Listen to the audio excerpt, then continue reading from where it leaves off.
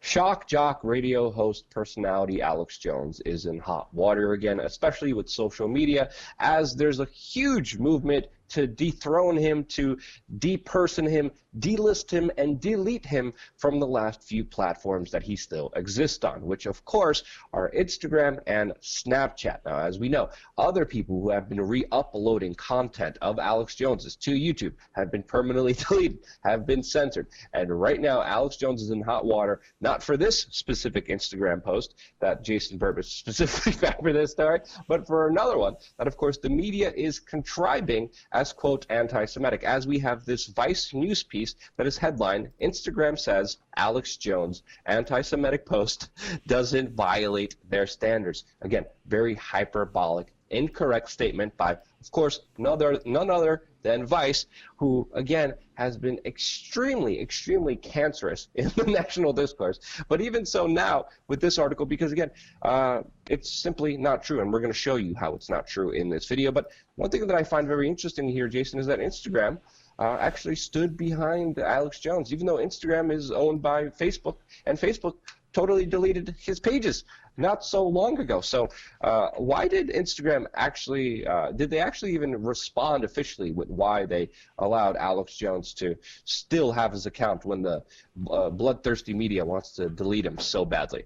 Well, regarding this post, they basically said it was not anti-Semitic, which it was not anti-Semitic, and we're going to get there. That's why Vice and their headline were so damn deceptive. If you go to Business Insider, they have a much more honest headline. Instagram is investigating an Alex Jones post, like you said, a very old Alex Jones post, that has stoked anti-Semitic hate in the comments. So really the pivot move here is not to say that this post is anti-Semitic like Vice blatantly states, and we're going to deconstruct that ad nauseum. But now when people go into the comments and they drop ignorant, racist, homophobic slurs, that's on you.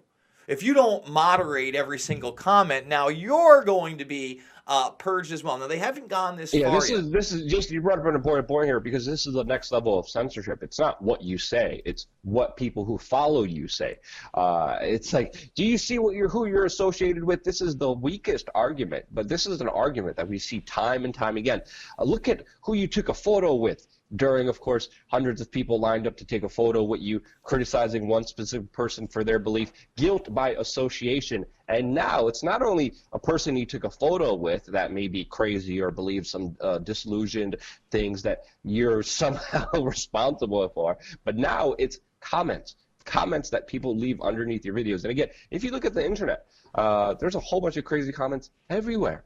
And now we're going to hold people specifically nitpick. We don't like him. Let's see what the comment section is saying here. There's so many potentials even for false flags here, which I believe is a big proponent with kind of sock puppet accounts and government official accounts that go on there and post divisive stuff, as we saw, talked about by Cass Sunstein in dividing movements before Obama's information czar. But go ahead, Jason. Sorry, I cut you off. No, absolutely. They actually link the Business Insider article, and we're going to go over some of the bullet points there because I think they're just hilarious in some respects. But here's Sleeping Giants, another blue checkmark Twitter account going, "Hey, Instagram! This man is still on your platform after your parent company, Facebook, already banned him." And then, of course, they link to the lovely people at Media Matters because, they have our best interest at heart and would never, ever use propaganda to try to push an agenda. They're not connected to some billionaire establishment figure that has a political agenda at all, right? Media Matters is totally fair, right, Jason? Oh, sounds fair to me. So again, we can't even, this is the thing. We just released a video on our main channel about the individual who pretty much finances Media Matters. We can't even talk about him. You talk about him on this platform, we still are in our own way. You talk about him on this platform, people were just getting banned left and right. And not only demonetized, but like videos were getting deleted. People criticize him, especially after there was there was mail attacks specifically going after this political figure and other political figures, sending in threats through the mail. And then YouTube's response and other social media responses, oh, now any criticism of this guy is pretty much deemed illegal. This is Orwellian, to say the least. And again, just to clarify here, me and Jason, we've been critical of Alex. We're not fans of him. But this is an important stand, an important issue, because it's an issue based on truth and about the free expression and free speech in our society, which is pivotal to its existence, to our freedoms. Go ahead, Jason. No, I certainly have his back on this one. And so I want to read these bullet points because they're pretty ridiculous. Jones posted a painting by U.S. artist Amir One, which depicts 6 suited men sitting around a Monopoly board being held up by 4 subservient figures. So right there, we're gonna go to the picture. All right, here they are, the 6 men. There's some people in the background that I'm gonna identify later. Some skulls, Illuminati symbolism, some pyramids, and 4 people here. Not seeing the Jewish connection that they make next.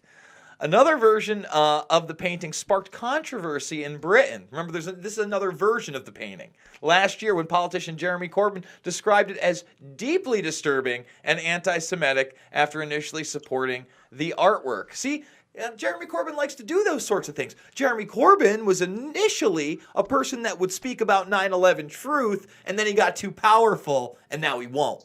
Okay? Just putting that out there. Here's my favorite part, Luke. Many of the comments on Jones' post contained hate against the Jewish community, with one user remarking, "Stop Zionist shilling." So let's put that in context. Number one, they're not calling Jones a Zionist. They're saying he is a shill for Zionists, attacking him.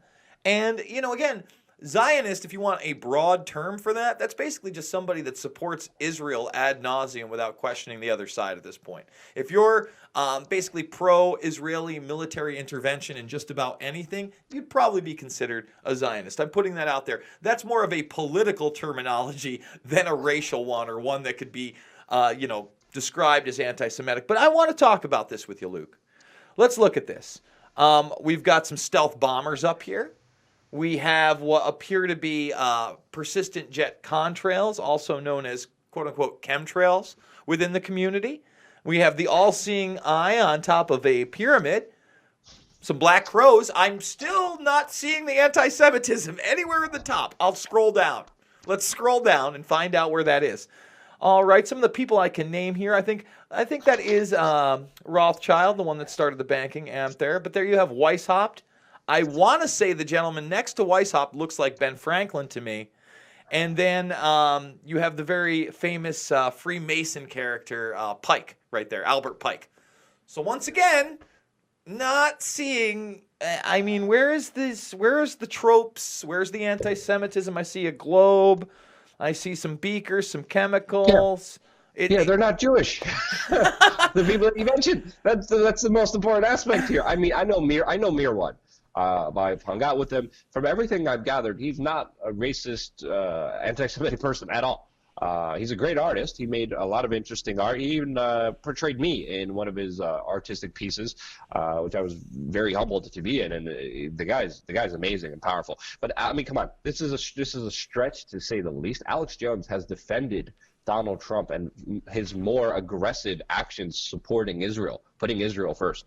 Alex Jones has publicly come out, faced a lot of criticism for this, but supported major Trump efforts that, of course, were efforts that were jointly with Israel for the benefit of Israel.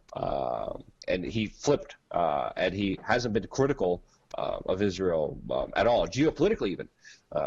So this thing is, again, just total misnomers, totally mistruth, totally just, again, mainstream media lying, trying to censor people, setting a dangerous precedent where they not only make Alex Jones more infamous, but they create an example to move forward with where now, you're guilty for people who leave comments in your videos.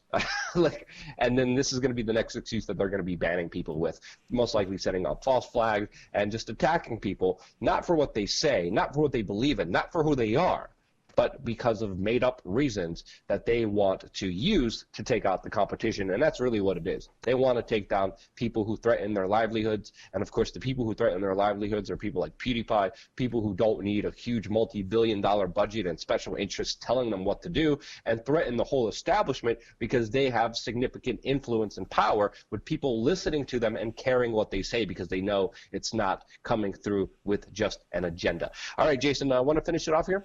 Yeah, folks, we are doing 1, 2, 3, 4 videos a day, 1 on the main, 3 on the backup. Please, please, please hit that subscribe button if you already haven't. We are Change, Pulse Change. Ring that notification bell. Share this stuff on social media. Smash those thumbs up buttons. But most importantly, get this information out there. Get on the ground yourself and be the change you want to see in the world.